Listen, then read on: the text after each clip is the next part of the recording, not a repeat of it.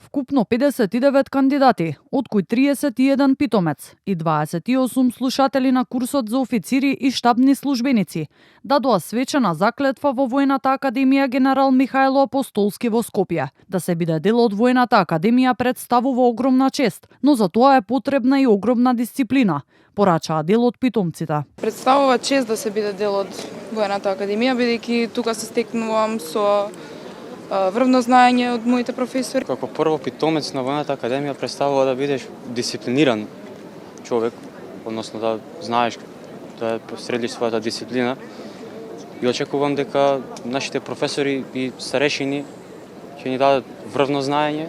Председателката и врховна командантка Гордана Силјановска-Давкова нагласи дека новите питомци имаат клучна улога во зачувувањето на безбедноста, особено во време на војни конфликти и геополитички промени.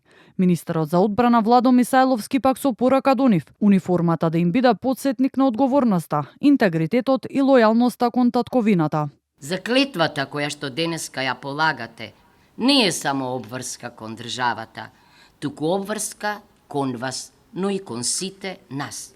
Вие гласно ветувате дека ќе и се спротивставувате на неправдата, ќе ја браните вистината, честно ќе ја носите униформата секаде и секогаш. Денеска вие припаѓате на едно големо армиско семејство, каде интегритетот и лојалноста кон татковината се вредности кои се пренесуваат од генерација на генерација и секогаш се силни и инспиративни. Покрај домашните, дел од 29-та класа на питомци и слушатели ќе бидат и 5 од Босна и Херцеговина, како и 2 од Црна Гора.